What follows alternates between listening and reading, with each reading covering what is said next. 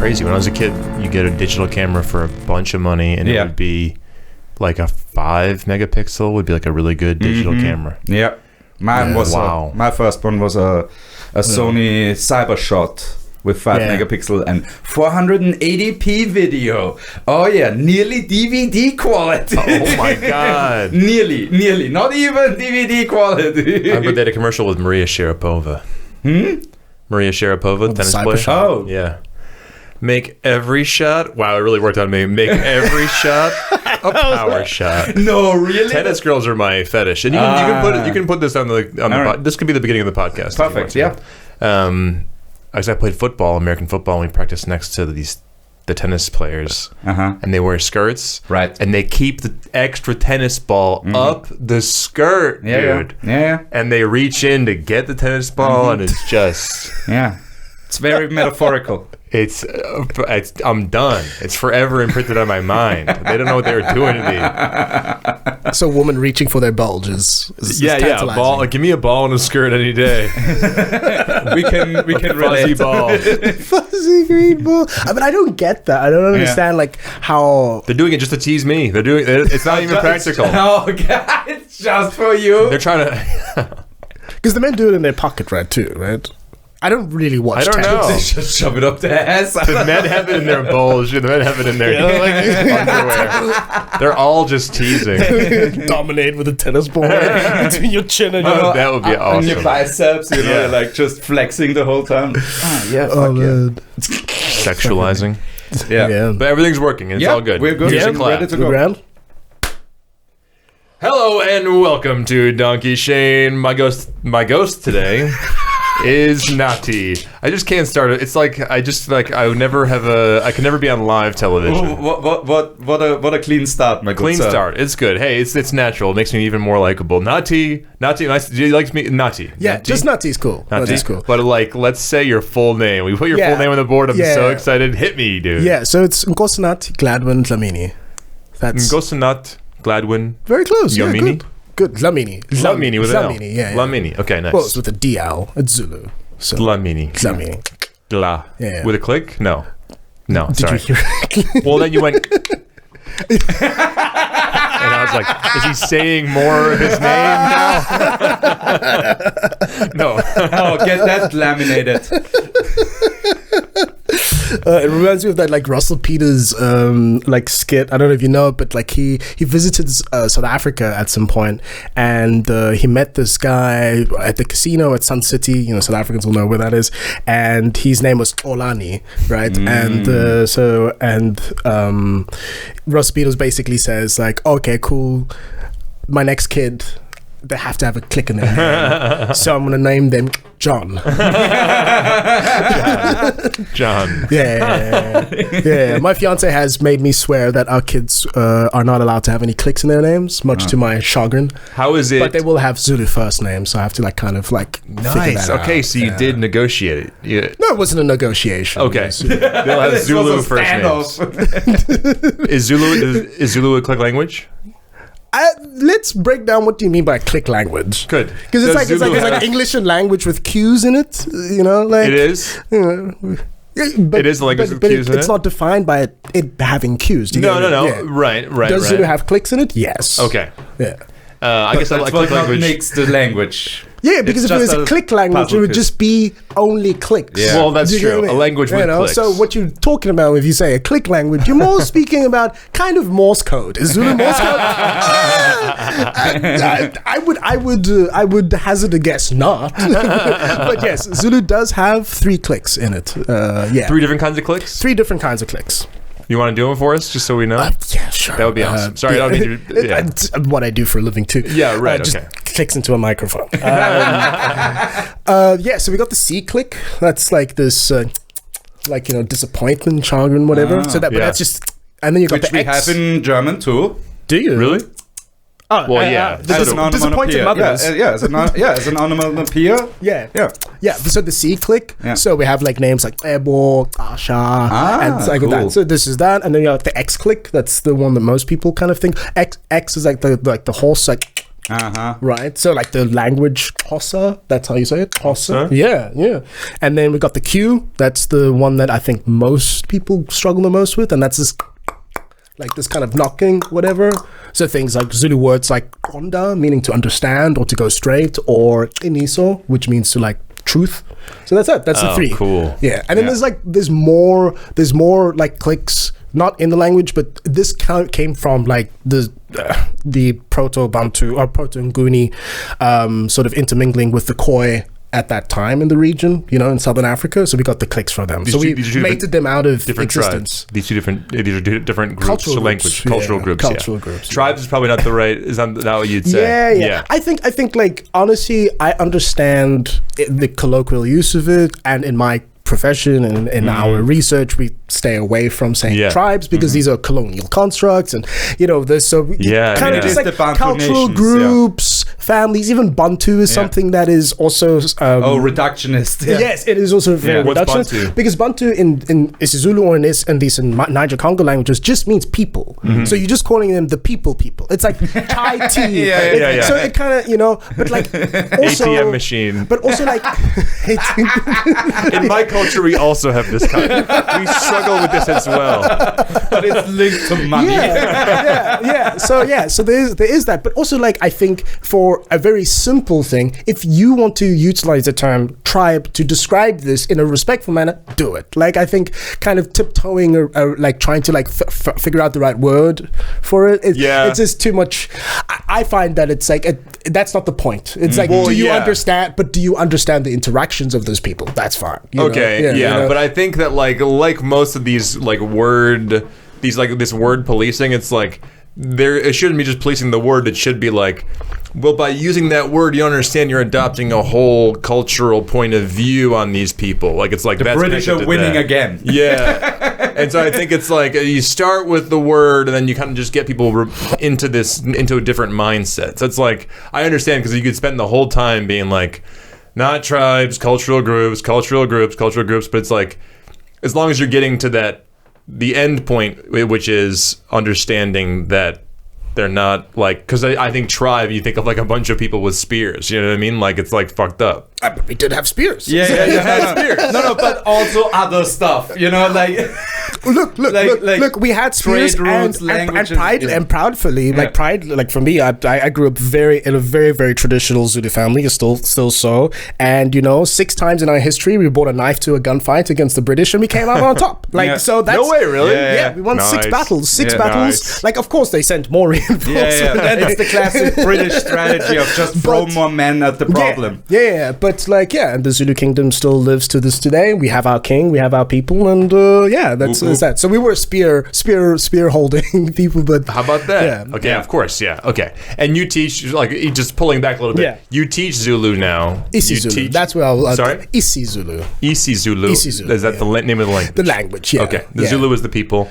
Amazulu would be the people. Amazulu. So that's the thing. So we have this like, let me give you, so I teach Isizulu at the University of Vienna since like 5 years now, 5 years or so. Before that I was in finance. So it was a good like language change, life change.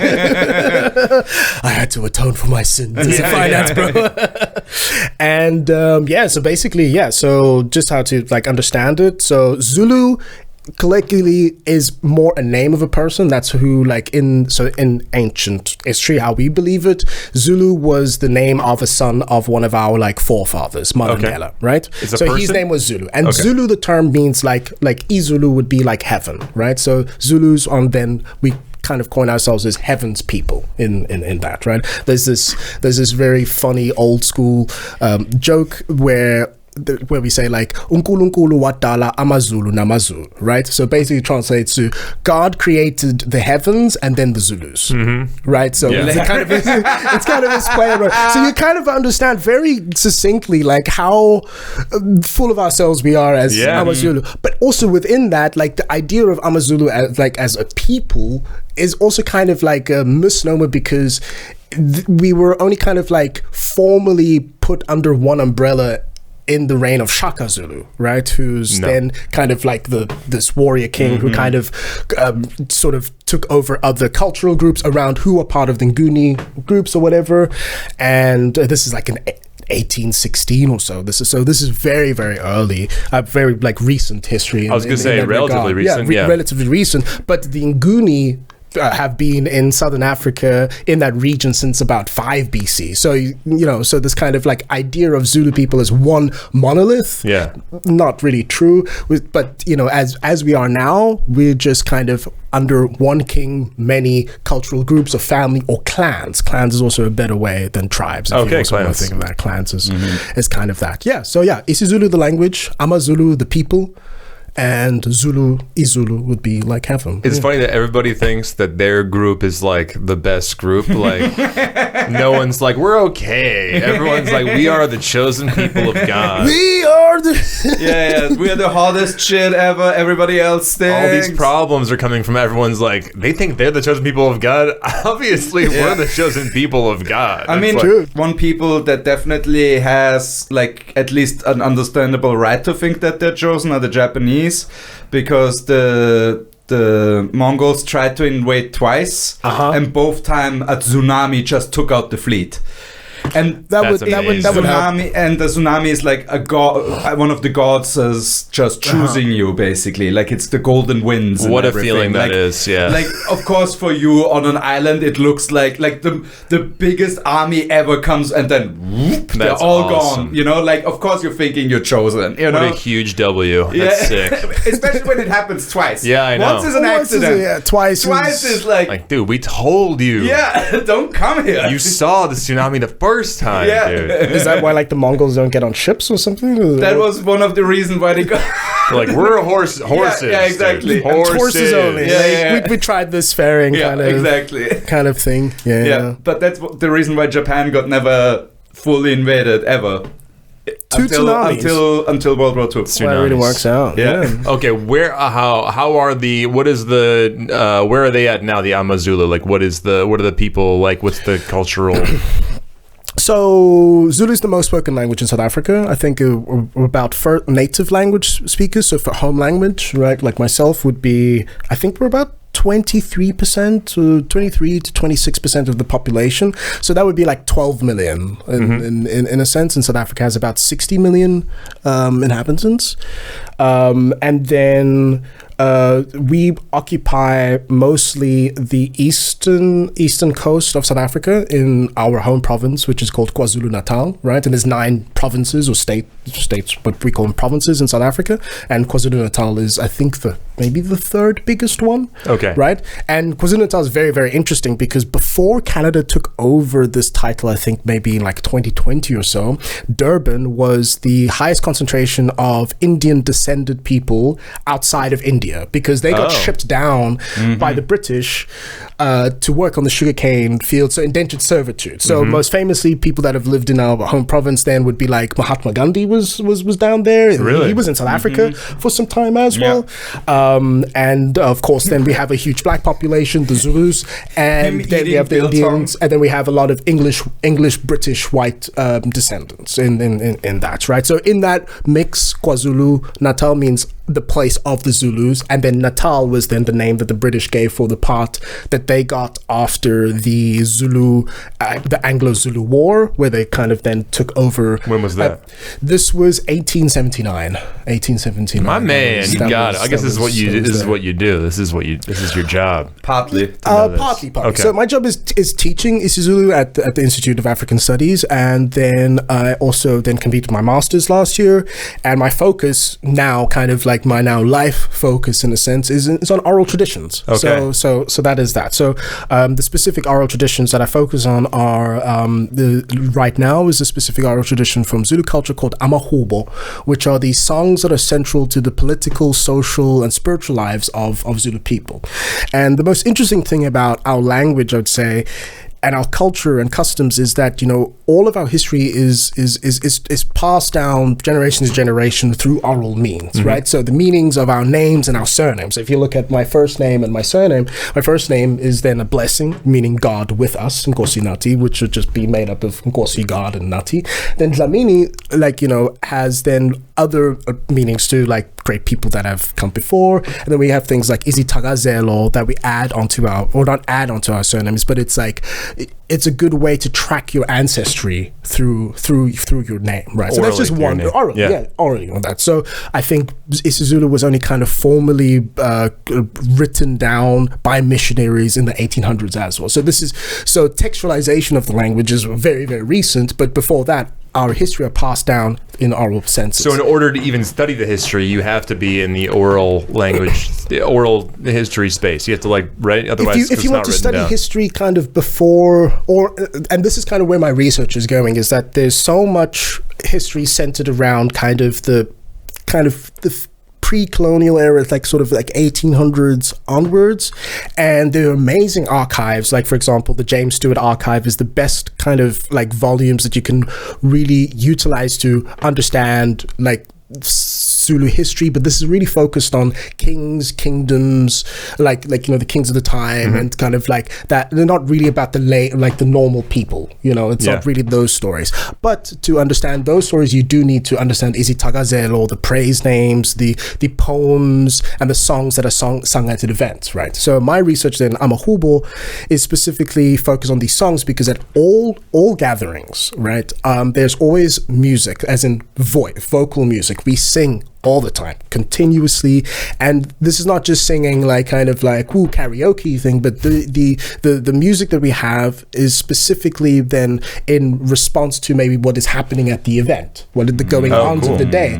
And what kind of happens then is you would have, say, in a community, every time there's like a wedding or a funeral or a rite of passage or something, you know, these songs would be interchanged, you know. Someone can, and it's not like one specific person is the kind of conductor of this or the creator of this. It's a very kind of a community buy-in kind of thing, and it's how we record our history. So say then you get married and we sing at your song something like maybe you kiss your wife and you split your pants, right? Just as a simple thing, right? Then we make a song like, oh, what he kissed his wife, he split his pants. It'd be just like that, and then some more and more, right? And then we go to a different wedding in the community, right? And we say like, oh, then we could kind of sing this kind of thing like, oh, he's in love like our brother who kissed his wife and split his pants. Okay, right. So you see what happens now. We're kind of like keeping like a record of what is happening. Who writes that? And that's the most interesting thing. It's kind of whoever feels and like sort of moved to do it, because you need to get everybody. It's like a call response choral kind of thing. It's not one person just singing and everybody's listening. It's kind of this. So this is also kind of how on one side it's how it's created. And then of course when it comes to like more cultural events, there's then like specific blessings and songs for the regions and all that. And this is kind of what I'm trying to capture at this point, because you know, as we get more urbanized and etc., we're losing a lot of the knowledge of these older songs. You know, they're recording the history of the region. Family history also is at the center of like kind of where I'm moving with my research. I find it very important for people to understand their family history, how things change, how things move, how people are connected, and this kind of idea of this monolithic Zulu culture is for me something that I think oral tradition can help sort of eliminate and open up more collaborative communities, you know, beyond just this scope, you know.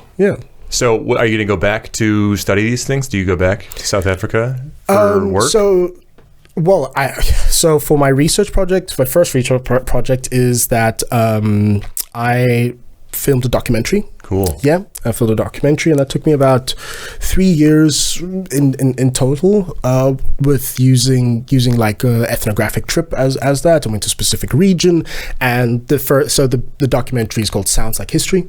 And the whole point first was just this introduction to like my kind of medium of sharing academic research about something, Amahubo. And after that, what I will be doing over the next kind of 5 to 10 years is continuously go back on time and record as many of these amahubo and create an active archive so that people can also just kind of access this on one side and understand just to have these, it down, but also to give power to people in communities to record these and put them on the site, and we kind of index them and try to create some form of interactive oral history archive, call it kind of like a human library project. And this is also kind of the Human Library Project is kind of also something that I have on the higher part of my like sort of research idea, because I kind of want to do this for as many cultures within South Africa as possible. And hopefully, who knows, in 20, 30, 40 years time, might be more traction, and, more people are kind of actively wanting to record their stories through sound. And, we can listen to the people of the past, not only read what they say. And I think there's a big impetus, at least for me, to really, really safeguard our oral traditions, our spoken word, our sharing of our experiences of history. Do you use our alphabet? Obviously, you do, yes. Right? Yeah. Okay. Yeah. And then I'm curious about the teaching of it. When you teach Isizulu, why are these students wanting to learn this?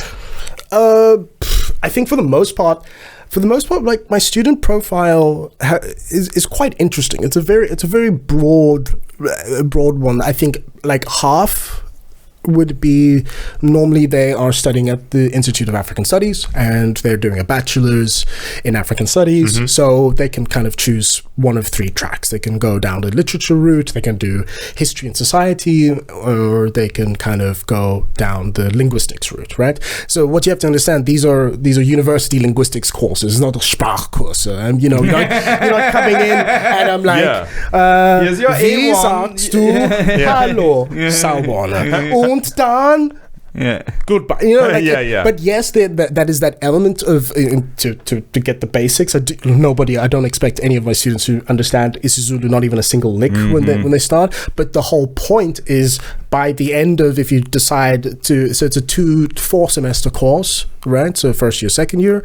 By the end of the second year, the aim is that you're able to kind of continue to either like do deeper research into the Zulu language, right, or for example the second year project that we've been doing now for the last 2 years is we're currently translating Le Petit Prince into Isizulu. Right? What's that? Sweet. Le Petit Prince, the Little Prince. Oh, okay. Yes. Jean-Jacques. He's got the name. Exupéry or fucking French ass name. He has like 4 French names that are all. I don't know this. I don't know the story. You don't know the Little Prince? I think I've heard Little Prince. The German translation is one of the best ones in my opinion. It's so good. Yeah. What is it? Yeah, that is sick. So it's the story of it's all metaphorical because it's like it's a very like I would say ethereal story in a sense, because it starts kind of like out in the middle of nowhere. There's no real like setup. No. And then you kind of like get introduced, because the first page it starts about like how this kid was trying to draw a picture of a snake engulfing an elephant, right? Yeah. And then you see the picture and it looks like a hat. And he's like, I showed the adults that this drawing, and they're like, that's a hat. Yeah. Why would I be scared of a hat? It's like, no, that's not a hat. That is a boa constrictor swallowing an elephant. Yeah. And then so it continues on this like this thing about imagination and stuff. But I found it. I first read the Le Petit Prince in the original language in French, in high school when I did French, and I know it's great. It's a great book. Great book. The English translations. It's definitely one of the first ones that like fully engulfed in me as like a primer for imagination. Because like there's such abstract concepts in it. Like death. And survival and what it means to be a friend, even if a friend hurts you. Like the whole story with the fox is basically like somebody. And it keeps kind of like changing. It's beautiful. So from a linguistic point of view, also for me, like my choices and like what we do in the course is really dependent on. For me, I want to be able to safeguard the ability of Zulu native speakers to be able to access information. So therefore we have to create and translate things, but this is just kind of that, And the Internet of Things is not really sort of geared towards native Isizulu speakers, but the more content and stuff that we create, and the more texts we write and all these things, this helps. Yeah. So you want to translate? You're translating the Little Prince into Zulu. This is what my students are doing. Okay. This is, and through that they are. This is the final year. That's like that final year project, where it's like, okay, you now kind of have this, and now here we're understanding the nuances of the language. How do I say something, for example, because Isizulu is a very idiomatic language, right? So you have to kind of, how do you translate something like irony, how to utilize irony in Isizulu, or just terms, So within this, they go out on an adventure to try to figure out in their own words. And this is also what I like about this project, is that I could sit and just translate it myself. It's been translated like the last couple semesters already, right? Oh, no, we do kind of like 3 chapters. It's a long book. Okay. Yeah, I see. So they don't take the whole thing. So each kind of second year, each second year group kind of we translate as much as we can. Okay. In that, and I find in that second year, because we have like about 14 lessons, 14 weeks per semester, so I find that we generally have been able to do about 2 to 3 chapters in that, because it's not only just about translating, it's about understanding what are who's our target market, how would they need to kind of explore the utilization of the language. It's not just this kind of he wore a red hat, yena ugoga isigqoko esibomvu, right? Cool. Okay, that's just a direct translation. But in the context of like the Petit Prince, the language is not. It's also which translation do you choose? So we're translating, utilizing the French, the original French, and 2 English translations that I find. 2 different English translations. Two different, and it's kind of then finding what is at the center. What is this a Zulu retelling of it? So even like we go through some themes now where we are like, okay, but how do we perhaps maybe put in some kind of Zulu customs or ideas into that, within the free use license and etc. Also, it wraps around pretty nicely too, because if I remember correctly, Saint-Exupéry or whatever his name is, he crashed in Africa with his plane, and then he was delirious in the sand, and that's when he came up with the story. Wow. So fever dream. Yeah, in the Sahara, just going nuts in the Sahara. I think. Yeah. And he was rescued like last minute or something like that. Probably. I think. Or he died there. One of the 2 things. Well, he couldn't have died because he wrote. He wrote it down on like a fucking napkin. Napkin was found, and there it was. there it was. Yeah. So that's kind of the. And how did it all start here in Vienna? How did you end up here? Sheer dumb luck. Really? Sheer dumb luck, honestly. Born, raised in South Africa, lived there for 24 years of my life. And in which city? The one on the East Coast? So I moved around a lot. Born in Durban. So I was born in Durban, and then I lived on our family farm for kind of 2-3 years, and then I moved up to Sandton, which is kind of in Johannesburg. So that's the Sandton's like the richest square mile in Africa. So I moved kind of from countryside to this crazy thing. I have the story about that's a neighborhood in Joburg. It's a neighborhood in Joburg. Yeah, I have the story about the first. I remember vividly the first time I flushed a toilet. And I thought I was gonna flood the house. No, because you're out in the countryside. You have long drops. You have there's no plumbing. Yeah, exactly. A long drop toilet. Is that what you're describing? Yeah, a long drop with a nice deep hole. Pit latrine. Yeah. Man, I remember those. Yeah. Good old time. Countryside, man. Yeah, drinking from the river, man. It's far away from the latrine. Hopefully. Yeah. Very upstream. Very far. Tactically placed. So I lived in Johannesburg for some time, and then we moved down to Port Elizabeth. This is in the south. It's the south coast, just kind of right at the bottom of South Africa, this way. And moved there, and I lived there for 8 years, and this is where I learned how to speak Xhosa, which is the other language I speak.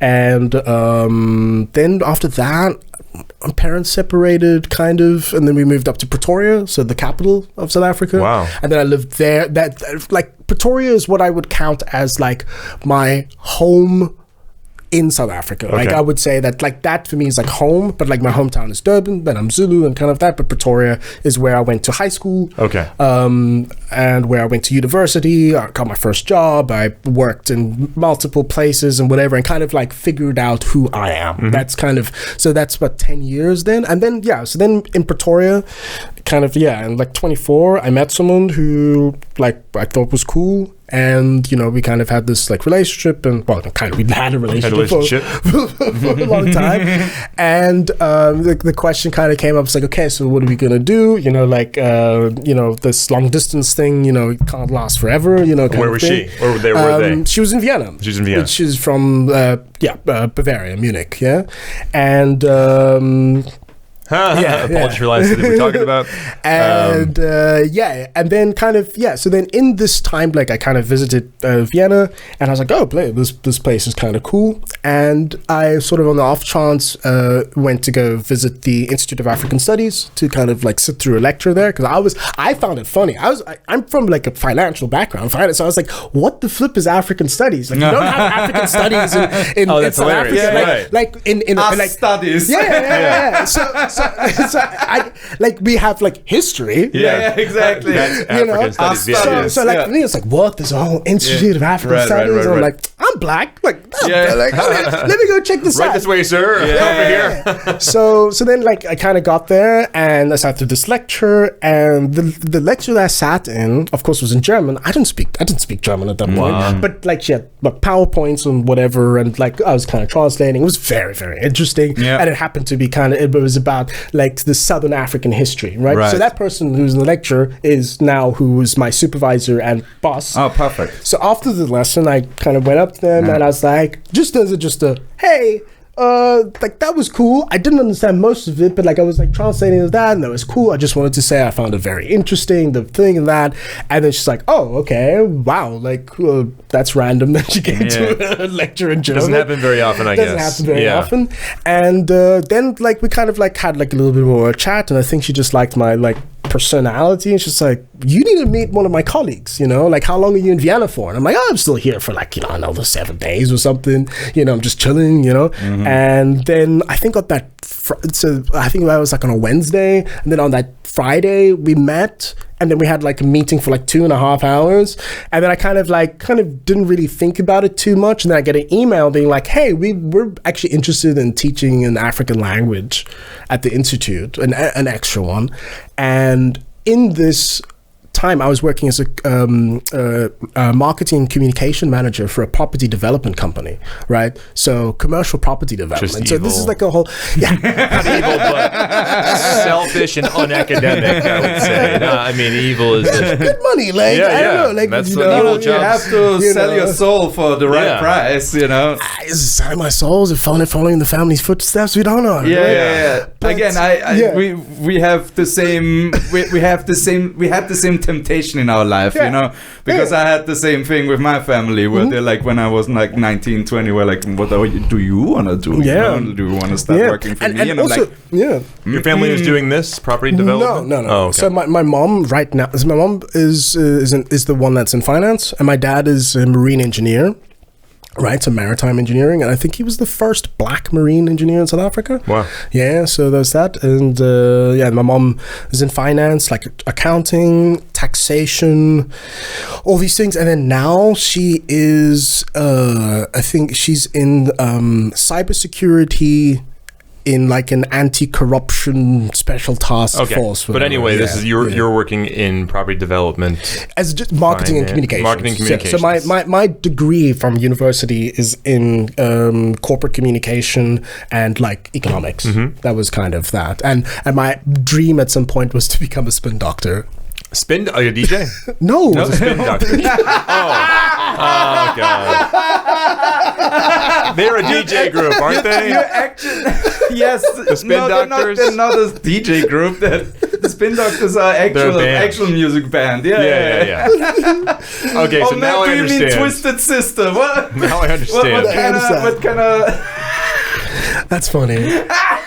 That's fun. That's a way better dream than to be a guy who does PR for some big company. Absolutely. Right? So Spin Doctor, what you meant was Spin Doctor PR, like spinning the story. Yeah, exactly. corporate. Yeah, I would say more like crisis management. Fixer. Like crisis management. You fucked up, and I kind of help you out. Here's the apology letter you have to read out loud. And then the other steps to it. Like I was very interested, so I'm still very interested in corporate communications and whatever. So that was generally that. Yeah. And then they get you this email. They want you to teach Isizulu. Yeah. So then they were like. So then I get the email, and they're like, well. Like, you seem very kind of like intrigued and like intriguing and passionate and da-da-da-da-da. Like, what would you think about applying? I didn't get offered a job. It's like, what do you think about like applying to teach, the thing, And I was like, and my career goal was always to teach at 50. Like at 50, I was like, I'm going to make my money, like in the evil ways and whatever, like separate from my parents and kind of like, have my own thing. And then kind of do the whole, like my favorite, like second favorite movie of all time is, what's the name? Dead Poets Society. Nice. And like, like that was like, I'm like, I'm going to go back to my alma mater and teach like English and history. Like that was like for such a long time. What's your first favorite movie of all time? Forrest Gump. Oh, nice. Yeah. Nice. Yeah, Forrest Gump is number one for me. I had to ask. Yeah. Okay, I had the same problem where I was like, I want to be that teacher, so I understand this bug of like. So then like I get this kind of like thing. So then they're like, okay, well, send a teaching concept. Like, how would you do this? And now I'm like, how would I teach Isizulu? Kind of thing. And like, of course, I'm a native speaker, so I would be coming on as a native speaker. And they're like, you would be part of a team that's creating the thing. So I'm part of a team, a 2-person team that's creating, that created the course, right? And so then I sent this in, and then like kind of, I go back to South Africa, obviously, and then for like 6 to 8 months, we have this kind of back and forth, and I apply, I send the thing, and then they're like, you got the job. Wow. So now I'm sitting in South Africa, kind of like, I remember, I think I just had a meeting about some like huge renovation at the mall I'm doing the marketing for. And I was just kind of sitting there and I'm like, okay. Because I'd seen how much they wanted to pay me. In Vienna? Yeah. Oh, that's fucking nothing. Nothing. Okay.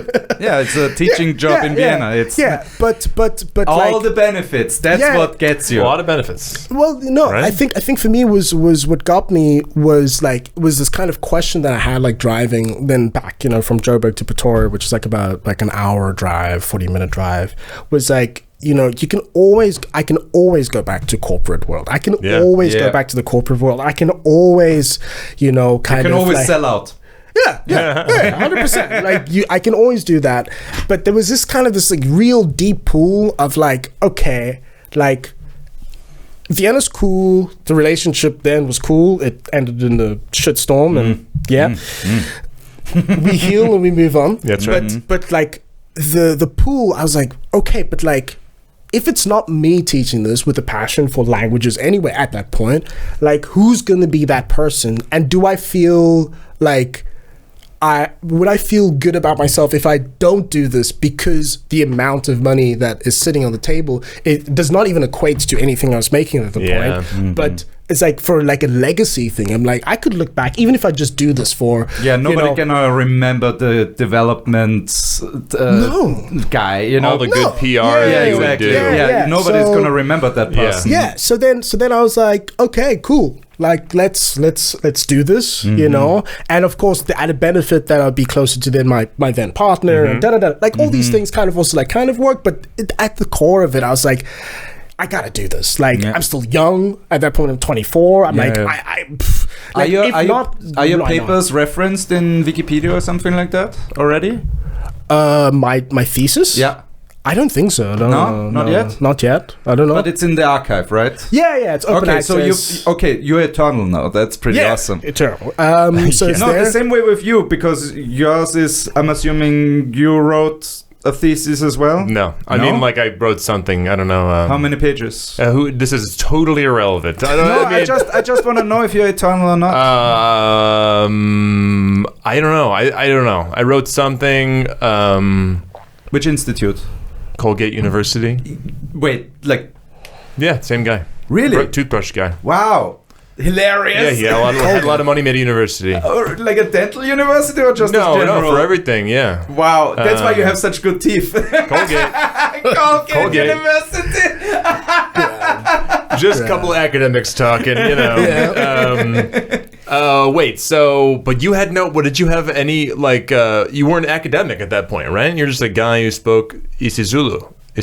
Yeah, and 4 to 5 other languages. And Right, with a passion of that. And of course, I know, but you're not in that world. Is it like? Is it this typical? Is what I said, sheer dumb luck. Yeah, right. Sheer dumb luck. And the thing was, like, when like the offer came, I was like, I like this is insane. Yeah. And like I spent a lot of time creating this teaching concept, and I sent this in, and they could have said, nah. Right. You know, but like the reply from the academics were like, you are really like this is a good fit. Nice. And of course I'm partnered with a lot more senior colleague, Dr. Moort, who's been a linguist for like more than our collective lives, kind of, I think more than 40 years. So so like with that is also kind of like that kind of helps the thing. And so then kind of like I moved here February 2020, 3 weeks before the first lockdown. Oh, hilarious. I love these stories. It's like, it's such so many things where life was just happening.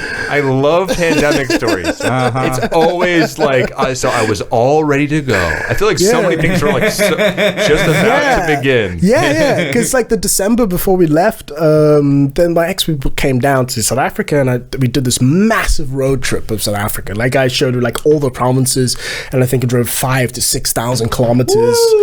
Absolutely beautiful country to drive through in South Africa. Absolutely wonderful. And get your move, and I'm like, boom, this is gonna be it. And then I think I had one lesson, and then this was like the beginning of March, right? That's so fun. That's the first lesson I had that, and then I think it was like 2 hours before the second lesson I was supposed to have. That was like we were like, no. Yeah, everything's closed. So then, now. So then I was locked down. And I was just like, I've just moved. I've written the best resignation letter ever. I'm like kind of like sayonara. You know, we're good. Like, you know, there's this. I've defeated Austrian bureaucracy for the first time, and not the last time. You know, all these things, and then it was lockdown. Yeah, it was lockdown. Then you were locked down in line Vienna for 2 years. Oh God, so that's a hard introduction to Vienna, isn't it? But you love Vienna, I heard. Yeah, but during this time though, like, you know, also during this time I was still active in music and all this stuff, and I started a company or collective with friends, sort of like mid-July 2020, called 16 Grad Wien, and we kind of just put together these kind of like Gesamtkunstwerk, like these shows and concerts at a pub. In Vienna, the church pub. I think you know it. If you know, the church pub, and we did that, and we kind of grew in this time. So I also had like a lot of like social interactions with creatives in this. How did you meet these people? Through your partner? Initially, no. I just went. So when I moved to Vienna, the first thing I did, I think I was in the lounge on the way to Vienna. I think I Googled, or I was on Facebook, and I was just looking for open mics. Like music open mics to play music, because it's like, well, this is a hobby that I have. I love it. What do you play? What do you like do? Guitar and music and, you know, blues, soul kind of thing. And so I think on the Wednesday that I arrived on a Wednesday, and I think on a Friday I'd already played. I played an open mic, and through that I met an owner of a bar who invited me to play at his bar. Then that next week I played at that bar, and then I met more like musicians, and they're like, oh my God, black man can't sing, like woohoo, like, and it's like, you got a gig, and I'm like, what? And then Corona. So like I'd already kind of like met people in these like 2 weeks, you know, the 2-3 weeks, and from there that was kind of like, so now we're in lockdown, and I'm like, okay. Like I have people and such, and then like as the restrictions kind of ebbed and flowed, we kind of like figured out how to sort of create these moments and spaces and escapes for people, and we did that for like 2 solid years, 2 to 3 solid years. While you're teaching online, or something. That's weird. Yeah, it was kind of strange. Yeah, it was kind of strange, but like it was something I never want to repeat. Really, teaching online. No one does. No. How was the integration into into Vienna? Like, I bet you've been to Europe. Didn't you know Europe at all? Yeah. Like I'd been like holidays and stuff, but mostly kind of like more English speaking kind of area, but more English. I mean, like France and Spain. So, but like not really, not Germanic. So I didn't really even know Austria was a country. I didn't like really know. Like like if you like held a gun to my head, I'd be like, oh, okay, yeah, Austria. Yeah, I heard something about it because like in South African history and like private schools and schools like that, like we do a lot of European history. So I would have been like, oh, that Franz Ferdinand guy. That's right. Yeah, I would have known that, and that's about it. So half my family think I live in Australia. Yep. Which is funny as an expat South African who is black. Hanging with the bogans. But you liked it and you fit in. Like, how was it? Like, I think these are English speaking friends you had in the bands. Yeah. But they were all German. Like I had like a lot of German Austrians around me, German speaking Austrians around me. But like with Vienna, I fell in love with it that first time I came in 2019, and like what I loved was like. Is something I still love to this day. This kind of Wiener Kant. People don't give a fuck about you, and I like it. Like they don't really. They don't. There's no like I can describe it like this. It was the first time I went on holiday somewhere, and I kind of like halfway through the experience, I was like, huh, like I don't feel black. Yeah. And this is kind of like I didn't feel outwardly like kind of I didn't really feel like this kind of skepticism about my presence or so, and I've quickly realized it's because it's just like in Vienna people don't really care. Yeah. Like it's kind of like no matter what. Yeah. As long as as you don't inconvenience the other person, they don't give a shit for the most part. Yeah. So I think like that really like rubbed off on me. Like it really kind of like was like a peaceful thing, And South Africa, is a hyper like very segregated country still, and like. For me, kind of, I grew up in mostly white privileged spaces. So, like, I'd always kind of, like, I was used to being, like, the only black person around, which is fine. But, like, but that also kind of has its own, you kind of have this kind of, like, noble, savage kind of, like, thing that you have to work through, So most of my childhood was working through that. So Vienna, for me, just presented as, like, oh, okay. So everybody is, the quote unquote a Hurensohn. Like that's kind of that was kind of like the feel. I was like, okay. Everybody's a son of a bitch. This is fantastic. Equal opportunity hatred. Exactly. Yeah. So we don't like all of you the same way. Okay, I see. Yeah. Right, because coming from where I came from, it's like I was like in a very privileged position in New York, and now I'm like back to like the hate fuck you, like hated, just like the standard Vienna fuck you. I'm like, oh, this is unfriendly. But if you're coming from a place where it's like there's a more specific fuck you, and then you get a general fuck you. It's a warm bath. I see. It is. It's like, for example, like so in this time I also had very interesting like interactions because like I was like, oh, okay, like I am going to be the only black friend for a shit ton of people. That is true. Like, still. For a shit ton of people. But like, thank you, my other two black friends. Thank you. Me too. Pour one of those. I mean, on the Austrian scale, I'm killing it. In the black, you're killing it. Yeah, on the like, black there's friends 42,000 black people in all of Austria. Damn, I have a significant percentage of the blacks. That's huge. That's one of us, baby. So I think everything was kind of pleasant. It was really, really pleasant, and I think like COVID in Vienna for me was great as an ability to also kind of like slow down. Yeah. To really kind of slow down and figure out what's important and all these things and kind of like interact mostly with MA35 Right. because during the COVID that was crazy, like getting things done. But by the time we get out of it, and I think by like sort of when things were kind of like more open freely from 2021 and on that, I kind of realized this great breath of fresh air in terms of what we know as work-life balance. Yeah, I'd dude. never known that. I think still on average, South Africans are the earliest risers in the world in terms of this. Like, I think we're like crazy.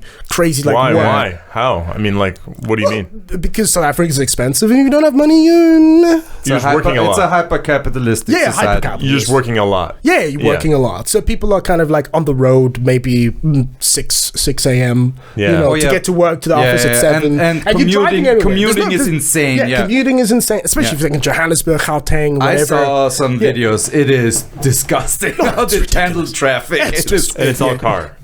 Nearly all. It's nearly all car, but it is all car because even like our transport options are kind of like these like minibus taxis as well for mostly black and colored people. It's like Mexico City. Yeah. So that was like the first thing that hit me about Vienna. I was like, wow, this is crazy work-life balance. And the second thing was like, I'm gonna like this place was the first June.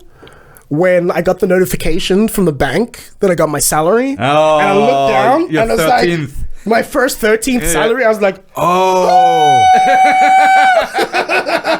The 13th Joseph salary. had a very similar reaction. Yeah, right. If you don't know, you get 14 salaries. It's like typical in Austria. Yeah, that's all Kollektivvertrag. Yeah, Kollektivvertrag. Yeah, all Kollektivverträge have a 13th and 14th. You get a bonus in the summer and a bonus at Christmas. Yes, like it's not really a bonus. It's not really a bonus. It's a withheld salary. Technically. It's you just kind of they take your year thing and they divide it by 14, and then those 13 and 14th are taxed less. Yes. Oh, really? They're taxed less. Yeah, for both the employer and the employee. So is that. So that was where I was just like because I like someone mentioned it like off passing, like, oh, I can't wait for my my summer bonus. And I was like, oh, like that's cool. Your company gives you a summer bonus, and then they kind of looked at me like everybody, motherfucker. And I was like, in my head, I was like, yeah. I work for a university. They don't have like. I was like, they don't have. That was what like a bonus, thought. right? For like I just signed my contract. I'm like, this is when I'm getting paid. I get paid in the middle of the month. That's cool. Yeah. Like, move on, And also, like, I wasn't here for the money. Like, really, I was like, okay. Yeah. So that first like 13th, I was like, let's go. That was cool. And was as a university employee, you also pay into the best pension fund in Austria. I believe so. Yeah. The state pension fund. Nice. Yeah, that thing is humongous. Yeah. If you look at the numbers, how much money is sitting in there, you will be disgusted. No, because cool. It's like for like 1.5 million Austrians or something like that have all paid into that pension fund. So it's just gigantic. I think. Norway has one that's like $3 trillion or something like that. Awesome! Wow! Yeah, it's the biggest. The sovereign investment fund. Yeah, it's the biggest state-owned fund in the world. Yeah. That's insane. They can just leverage that at any point. Yeah. And so then, so we're about to change over to German very soon. And how is your German learning? How do I say? Because you're a linguist, and so you it feels like you know how to learn a language. Yeah, so it's a like autodidact, very, very much so.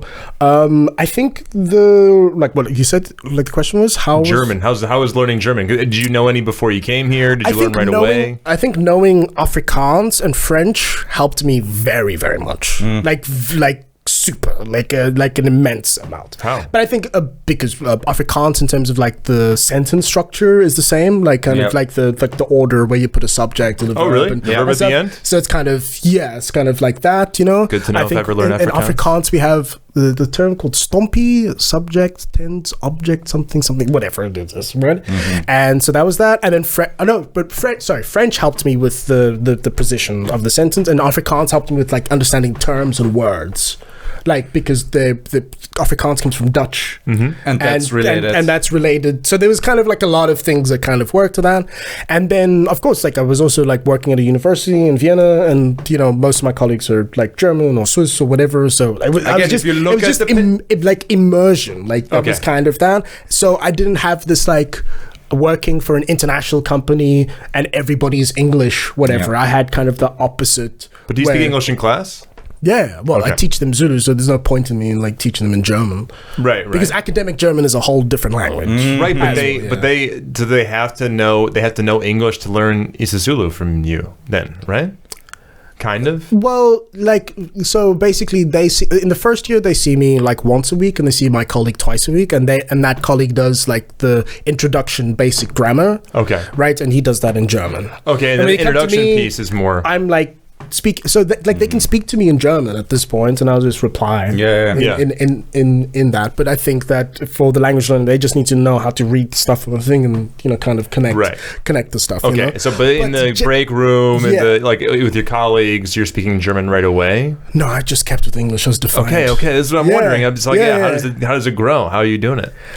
I think for me what was most important was just for me to understand people. That I think that was the most important. So most of my friend groups are like, if we speak German, like they speak German, I just reply in English and they speak to me in German. That's kind of that. I've never socially like this. Yeah, they speak German to you. Yeah, you speak to me in German, I reply to you in English. I think we're good, far enough in our language kind of amalgamation as people that we can do that. And I think for me, that's the perfect world. Like if you can speak to someone in your native language and they can reply to you in their native language, and you can that's the Star Trek concept. Yeah, because like German is like the sixth language I learned how That's what I'm saying, man. It's a lot. So, So you had no problems? No, yes. So according to my fiance, my German is very Pifk-esque. German. Because we just learned Pifk yesterday. Pifke. So because I spent a lot of time in Munich, and around this kind of like that Hochdeutsch German thing like that, and then so that was kind of like my most summers I'd be kind of in that area. So that was my formal like introduction to that, and that person also had Munich friends, so that was kind of the German I was picking up. So then kind of after that, you kind of try, like that was the start, So now I think my German, for me, like I also don't speak in German too much because I find myself way too serious, and I'm not that serious of a person in that regard, That's the thing that we always hear the same thing is that like German is kind of a strict language, and people get a little bit more official, a little more textbook, a little bit more email, a little bit more instruction manual when they're speaking. But I really would like to like speak some really great dialect at a point. Yeah, you can. Yeah, you can. As long as you don't do the 14th, everything's good. The 14th? 14th district. Das nasal, Viennese is, mein guter lieber Herr, was tun Sie denn da? No, fuck off, that's just Michael, basically. He's the only one that could pull it off. Everybody else sounds like an asshole, That is very interesting. That is very interesting. But I think but also I was very dedicated to learn the language.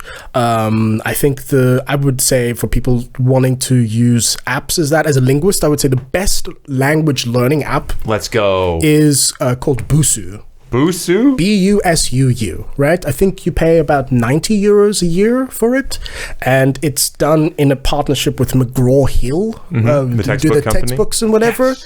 Very, very good. I would say that their learning tree makes so much more sense. They explain things a lot more for like it's not too hectic. I think like following that language tree, like the learning tree, very, very good. Very, very good. And I would say they also have like a test per like level and such. So I used that, and then listening to copious amounts of German music. So I think we spoke about this, like Annemai Kantereit. Yeah, dude. Like that was the band that like I listened to. I was like, oh my goodness, es tut mir leid, Pocahontas. Like, let's go. I'm like, oh, okay, this is kind of right. It's simple. It's slow. You can hear every word. Yeah. It's great music. Yeah. Nice. We had a whole episode where we were doing Annemai Kantereit lyrics. Okay, is it time? It's modern time, yeah. Okay. So let's keep it to like 10-15 maybe. Oh, super. Das super. Erlauben wir dir eine kleine Pause, ja? Ja, ein 10 bisschen Minuten auf Deutsch. Pause. 10 Minuten auf Deutsch. Wir sprechen Deutsch jetzt. Jetzt Deutsch. Mach mal. Ja. Wie oft sprichst du Deutsch in deine... Fast niemals. Ja? Nein. Mit deiner... Hast du Verlobte? Ja, Verlobten, ja. Ja, Verlobten, ja. Heiratest. Wir heiraten im Herbst. Ja? Ja. Super. Ich sag nicht wenn, weil Ja. what Evil Eye oder how to say that? Alles Gute. Und spricht ihr Deutsch?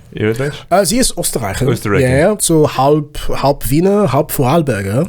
So sein Papa ist aus Vorarlberg. Das ist schwer. Und ich glaube, von Dialekten in Deutsch, wo ich will lernen, ist es mehr als Vorarlbergisch. Ja, Vorarlbergisch ist schwer. Das ist Ja, aber sehr ich finde es Spannend. Alemannisch als Sprachstamm ist komplett anders eben. Ja.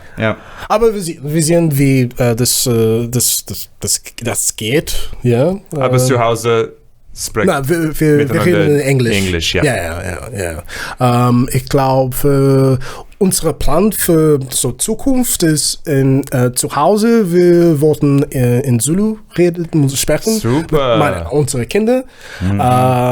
Und ja, meine Verlobte hat klar ein bisschen Zulu-Kurse gemacht. Und ja, wir sind in 3 Jahren. Von deiner Kollegin? Ja. Das ist besser. Da gibt es noch einen anderen Typen. Er ist gleich da drüben. Gleich da drüben, ja. Das ist besser. Ich bin von den 2 Lehrern, die es gibt, rausgeschmissen worden. Ich kann nicht mehr lernen. I keep work at work. Ja, Stimmt, genau. Also Wien hat ein Afrikanistik-Institut. Ja, Institut für Wissenschaften. Aber hat in dem Fall um uns herum, hat Prag oder was wäre das nächste große? Andere Afrika-Wissenschaften-Orte. Ich glaube, da gibt es ein großes Institut in Bayreuth, in Deutschland. Das macht Sinn, ja. Bayreuth. Bayreuth ist eine Universitätsstadt. Ja, Bayreuth. Ja. In Österreich? Nein, Deutschland. In Deutschland. Ja, Süddeutschland. Ja, Süddeutschland. Und ich glaube, da gibt es der größte Afrika zur Forschung Institut ist in SOAS in London. SOAS in London. Da gibt es auch Zulu-Kurse. Ja. Aber ich glaube, in so Kontinental Europas gibt es nur uns. Paris vielleicht noch? Zulu-Kurse, ne? Nein. Ich glaube, es ist nur Wirklich? Wien. Wow. Damn. Ja, es ist nur also Wien. das ist wirklich, es gibt ganz wenige. Wow. Aber da gibt's mehr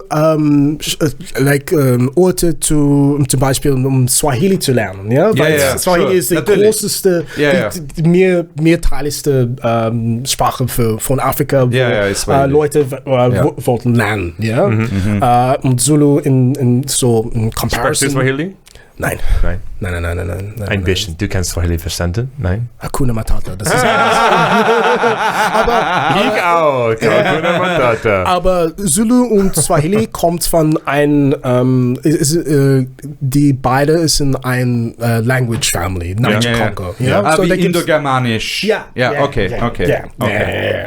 Aber ich weiß kein Swahili. Ja. Sobald sprichst du Zulu zu Hause? Mit meinen Kindern, ja. Das ist für mich ist es sehr, sehr, sehr wichtig, dass ihr Zulu kann. Weil das ist meine Sprache, das ist meine Heimatsprache, das ist für mich kulturweise auch. Wir brauchen das Ecosystem fortgehen, to go forward. Das würde urcool sein. Für die Zukunft, Urcool. Eine Österreicher. Ja, Zulu, the Alpine Zulu. Ja, Alpine Zulu. Ja. Super. Und aber zu Hause jetzt spricht Englisch. Wie fandest du Deutsch sprechen? Für mich, so ein bisschen nicht anstrengend, aber das ist, ich brauche mehr Leute, zum Beispiel in Deutsch zu reden. Ja. Aber für mich, ich habe diese Situation, wo ich sage, meine Freunde, sagt mir auf Deutsch, ich sage auf Englisch, ja? Weil für mich ist es ein bisschen, es ist weniger kompliziert, zum Beispiel meine Gedanken und meine Rhythmus zum Reden zu finden in Deutsch braucht, ich glaube, 2 oder 3 Jahre mehr für mich. Aber ich bin ein bisschen faul und mehr Deutsch zu reden, weil ich verstehe alles, ja. Ich verstehe, aber im Sinn von, warum brauche ich die Ability to OF. OF wäre das Einzige. Wenn du beim OF beim Interview bist oder so, dann wäre es schon praktisch, wenn du gut Deutsch kannst. Aber das war's dann schon. Wenn der OF sagt, wir brauchen für Universum eine Afrika-Folge und wir brauchen dich, dann musst du Deutsch lernen. Ich muss, ich glaube, da gibt es einen Punkt in der Zukunft, wo ich weiß, ich muss mehr Deutsch reden und aber auf diesem Punkt, da gibt es spätestens, wenn deine Kinder in die Schule gehen und du musst mit den Lehrern reden. Das ist das ist der letzte Punkt, wo du wirklich Deutsch lernen musst, weil wenn du da was falsch verstehst. Dann ist es das ist ein Problem. Und wir beide, ich und mein Verlobter, hatten Verständnis, dass ich muss für unsere Kinder in den Kindergarten gehen. Ich muss auch alles machen für das Beispiel das Admin. I don't know what administration is. Administration. Administration. Weil in unserer Beziehung, ich bin mehr zu Hause. Ja? Ich arbeite so mit meiner Lehrzeit und Lehrplan. Ich bin weniger als 20 Stunden zu Hause und meine Verlobte ist in der Nähe von 40 Stunden bei der Arbeit. So für mich, ich muss alle so Hausordnung machen und dann mit den Kindern, ich muss ein bisschen mehr Deutsch reden mit die Teachers, Lehrer und alles, Und die Uni ist auch sehr gut mit Papas, die zu Hause bleiben wollen bei den Kindern länger. Die Uni ist da einer der besten. Wie lang? Du kannst, ich glaube, wenn du es dir mit deiner Frau teilst, kannst du 2 Jahre lang. Mit halb Salary. Nein, ich glaube, es sind 70. Es sind 70 oder 80 und dann kriegst du noch einen Zuschuss. Cool. Aber natürlich, du deckst nicht das ganze Gehalt ab. Aber das ist nur für permanent. No. Nein, das ist nur, wenn du. Oh mein Gott. Ich bin Daueraufenthaltstitel? Nein, oder was meinst du? Permanent? Permanent Kontrakt, Senior Lecturer. Weil du hast einen limitierten Arbeitsvertrag. Tut mir sehr leid. Warte, wie oft ist er schon verlängert worden? Ich glaube, insgesamt, ich habe 8 Jahre, ich habe 3 Jahre mehr, das Uhr bleibt, ja? I have 3 more years left. Okay, aber das war einmal, den hast du einmal abgeschlossen, diesen Vertrag. Der ist nicht mehrmals verlängert worden. Diese ist genau eine Deutschsprache. Deutschrede ist immer über wie lang und welcher Vertrag. Du kriegst gerade PTSD, das posttraumatisches Stresssyndrom. Immer. Und wie lang und wie viele? So ich glaube, nach 2 Jahren, wir reden und wir schauen, ich wollte eine Kontaktverlängerung machen, aber ich muss dann eine Permanent-Petition machen und ich brauche ein PhD oder ich glaube ein zweites Master. Okay. Weiß ich okay, da gibt es ein paar Voraussetzungen. Okay. Weiß ich nicht. Weil das Ding ist nämlich, wenn dein Vertrag, ich glaube, 2-mal verlängert wird, dann wird es automatisch ein richtiger Vertrag. Langweilig. Wie lang, wie viele? Das ist wichtig für die Leute zu wissen. Nein, für dich auch. Nein. Super wichtig. Nein. Aber du willst nie einen vollen Lehrervertrag? Ich glaube. Du willst nie wirklich Lehrer werden? Ich hoffe nicht. Das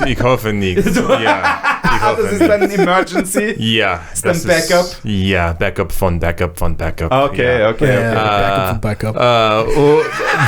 Welche Sprache denkst du? an? Auf. In welcher Sprache denkst du? In welcher Sprache denkst du? In Englisch. In Englisch? Ja, weil in Südafrika wurden wir sind bei den Britaner kolonisiert und ein großes Teil von die Economy? Der Wirtschaft, ja. Die Wirtschaft ist in Englisch und die meisten von die beste Arbeit, du musst sehr, sehr, sehr gut Englisch. Ja, und aber für mich, ich habe Englisch nur auf 5 Jahre gelernt. Ja. 5 Jahre, aber ja. Das reicht schon. Aber drumst du auf Mischung, Isizulu, eine Mischung von Sprache, ja. Ich glaube, in den letzten 2 Jahren ich habe so ein bisschen mehr Deutsch in meine Träume gehabt, aber das ist quasi Deutsch-Zulu-Mischung, ja. Und für mich, ich glaube, das ist sehr interessant, wenn ich Kinder haben und sie spricht sie können eine oh mein Gott, Dulu? Einen Zulu-Dulu. Weil Kinder machen das. Kinder machen das. Sie machen ihre eigene Quasimodo, Frankenstein. Das ist Sprache, sehr interessant, in meine Träume haben in den letzten 2 Jahren komische Zulu-Deutsch geträumt und ich habe gedacht, wie hast du das gelernt? Dululingo? Dululingo. So ich komme in einer Mischung, aber meistens Zulu und Englisch. Und wie ist Deutsch? Du kennst so sehr viele Sprachen. Wie ist Deutsch für dich? Was ist deine Hoch 5 Sprache? Top 5? Top 5. Ja, Top 5, ja. Hoch 5. Wie ist Deutsch? Ist Deutsch an der Bottom, an der für mich das Schlusslicht. Schlusslicht. Ja, the last light. The last light. You know? Für mich so im Ernst. Ich finde Deutsch ein spezifische, so diese österreichische Deutsch sehr, sehr beautiful, sehr schön. Ich glaube, die Rhythmus von die Sprache, ich finde toll, sehr, sehr toll. Der Rhythmus von der Sprache. Der Rhythmus. You know, Rhythmus. Rhythm. Rhythmus, ich finde es sehr toll. Und Wienerisch. Ich finde Wienerisch. Doch her. Das ist cool. Für mich, das ist es ist schon ein bisschen musikalisch auch. Ja, musikalisch und dann danach die Schreiben, die Autorin in Deutsch. Ich glaube, sie benutzt die deutsche Sprache sehr interessant. Ich finde es sehr dense. Dance mit Bedeutung und eine hohe Informationsdichte. Hohe Informationsdichte und ich glaube, da gibt es so viele Schönheiten in Deutsch. Und das mag Sinn, weil in die verlängerte Zeit, Deutsch war die akademische Sprache der Europas. So, das mag Sinn. Ich fand Deutsch toll, aber für mich Platz 1 ist Isizulu. Ich finde Isizulu ist sehr, sehr schön. Es ist meine Sprache. Und Zulu und dann Englisch? Nein. Ich glaube, es ist Zulu, Französisch. Cool. Ist wunderschön. Französisch ist so schön. Und dann gibt es für mich, was ist Arabisch? Ja. Dritte. Englisch für mich ist nicht ein Top 5. Das ist eine praktische Sprache. Es ist eine praktische Sprache. Ich glaube, Englisch ist das meist einfachste Sprache zu benutzen. Das ist sehr forgiving und für mich fand das toll, Aber von Schönheit nein. Zulu, Französisch, Arabisch und dann geht nach Japanisch. Cool. Ja, Japanisch ist toll und dann ich weiß nicht die echte Name und das ist eine afrikanische Forschung, das ist ein bisschen peinlich, aber der Koi Lang von so der Koi. Das ist mein Top 5. Big Pond. Koi. Nein. That was a fishy joke. I'm sorry. I'm sorry. Fisch-Wortspiele für Paul. Das ist auch ein guter Satz auf Deutsch, ein gutes Idiom. Ich schätze mal, ja, es ist ein Idiom. Ja. Der Fisch stinkt immer vom Kopf. Ja. Fisch stinkt immer vom Kopf. The corruption always comes from the top. Ah, so. Ja. Der Fisch fängt immer vom Kopf an zu stinken. Aber Fisch ist zum Horizont. Okay. Ja, ich weiß es nicht, dass das stimmt für Fisch. Aber der Fischkopf ist immer das Erste, das zum Stinken anfängt. Das ist einfach so, weil da ist das Hirn drinnen, da sind die ganzen kleinen Organe drinnen und die fangen als erstes an zum Verrotten, während der Rest vom Fisch bleibt ja noch halbwegs in Ordnung für eine Weile. Aha. Aber trotzdem, die Korruption hat angefangen, weißt du? Das fängt immer oben an. Okay, oben Oben an. Oben an. Ja, ich weiß. Ja, aber okay. Ja. Wisst Ja. Okay. Aber das liest du oft in Zeitungen und so. Und dann, wenn du Berichterstattungen hast, zum Beispiel über Fraud oder so irgendwas. Fischkopf. Hinterziehung. Auch ein wunderschönes Wort. Ja. Ja. Ich muss mir To drag Zeitungen money behind. lesen. Ja. Ich muss mir Zeitungen lesen. Ja. Hast du irgendwas regelmäßig gelesen? Lest du? Wieder, ich bin zu faul. Weil wenn du Sci-Fi magst, also ich habe ein paar Empfehlungen von deutschen Autoren von guter Sci-Fi. Also da gibt's vieles, das leicht zum Lesen ist, aber trotzdem spannend. Ja. Hast du ein Lieblingsdeutschwort? Ein super Deutschwort. Schwammkopf. Schwammkopf. Ja, ich habe Schwarmintelligenz gehört, auch Schwammkopf. So, was bedeutet Schwammkopf? Sponge. Oh, really? No, Spongehead. Spongehead. Das ist die deutsche Übersetzung von SpongeBob SquarePants. In Deutsch ist SpongeBob Schwammkopf. Schwammkopf. Ja. Schwarm ist Sponge? Ja, Schwamm. Ja. Schwarm. Schwamm Nicht sagt Schwarm. Nein, Schwarm ist ein Swarm. Ja, Schwamm. Schwamm. Ja, Schwamm. Ach so. Schwammkopf. Schwammkopf. Das ist super. Ja. SpongeBob, Schwammkopf. Und Patrick Seestern. Seestern, ja. Ich glaube, Schwammkopf ist für mich, ich finde das sehr, sehr lustig. Ja. Schwammkopf. Und es ist eine Beleidigung auch, ja. Ja, Schwammkopf. Jemand, you have a spongy head. Yeah. You're not the smartest tool in the shed. Oh, that rhymed. Nice. Ja, und dann so... Eckighose. Nein, ist SpongeBob Eckighose. Quadrathose. Ja. Quadrathose. Quadrathose. Ja, Quadrathosen, ja. Und dann, ich glaube, dann das zweite ist gerne. Gerne. Ja. Oh, gerne. Ja. Super universal. Ja, gern. Ja, man mag gerne sagen, das ist nett. Gerne. Ja, das ist etwas, was man mit Freunden verwendet, definitiv. Ja. Magst du noch was zum Essen? Gerne. Gerne. Ja. Das Beste ist bitte gerne. Ja, genau. Ja, bitte. Ja, bitte. Ja, bitte. Ja, gerne ist besser. Gerne. Ja, gerne. Ja? Ja. Mein Lieblingsessen, gerne Knödel. Gerne Knödel. Gern Knödel. Oh, siehst du deutsche Film? Lässt du deutsche Buch? Ja. Films und Musik. Ja. Ich bin so regelmäßig höre an deutsche Musik. Jetzt ich höre an die Band Sauna. Aha, ja. Kanada. Und Filme, da gibt's ein paar Filme, wo ich in Deutsch siehst du ja.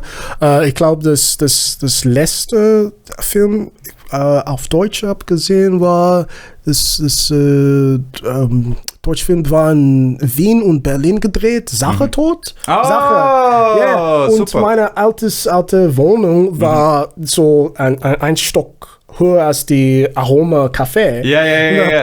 Gesehen und gesagt, das ist meine Straße. Ich wohne dort. Ist ein österreichischer Film. Ich glaube, es ist ein deutscher Film. Es ist eine Co-Produktion. Co-Produktion, ja. So, weil oft dann so die Filmstudios sich die Kosten teilen und dann kannst du es halt in beiden Ländern ausstrahlen. Series, ich finde Serien. Ich finde die Serien How to Sell Drugs Fast Online sehr lustig. Ich habe alles gesehen. Ja, das ist cool. sehr cool. Okay. Sehr cool. Sehr cool. Und auch große Empfehlung von meinem Vater, Tatortreiniger. Tatortreiniger, ja. Okay. Weil Tatort ist langweilig. Tatort ist einfach nur CSI, weißt du? Okay. Das Fahrt. Aber Tatortreiniger ist der Typ, der danach kommt und dann aufputzt. Am Tatort. Und er so, Gott, was ist denn hier passiert? Da ist ein Kopf da oben, ein Arm dort, weißt du, überall Blut. Und er so, was für eine Schweinerei. Schweinerei, Slaughterhouse, Schweinerei? Oder? Ein bisschen in der Richtung, aber Pigsty. Pigsty, Schweinerei. Ja, Pigsty. Ja, Schweinerei. Ja. Super. Ja. Okay, sind wir wir sind überfertig. Kurze Frage. Ist Donkey Shane eine so Form von Dankeschön? Ja, genau. Okay. Yeah. It's a pun. Donkey Shane. Donkey Shane was coming. Donkey Shane will become. Yeah, and what should the audience know? Do you have anything to say to them or to promote for them? Comedians always need to, but it's nice to have a non-comedian on. I would say, if you want to read my thesis, just go through there. The documentary will be out at some point. I don't know, maybe Sounds next like year. history. Sounds like history. Cool. And we're gonna film the second one next year, December, in Lesotho with Tespa.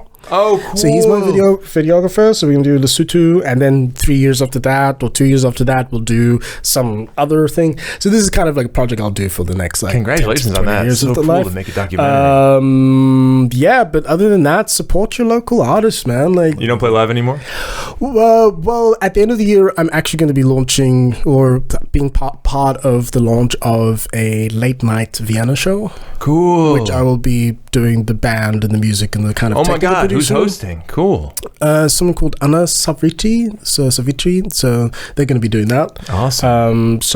But that's kind of in a different frame, not me as a front man or whatever. I kind of right now I'm in the point of get married, make babies, and enjoy my plants and gardening. Teach them Zulu and plant and garden. All right. Yeah. Well, thanks so much, Nathi. That was awesome. Thank you. Donkey Shane. Donkey Shane. Bye.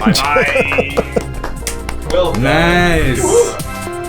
No, that was probably the most informative episode so far.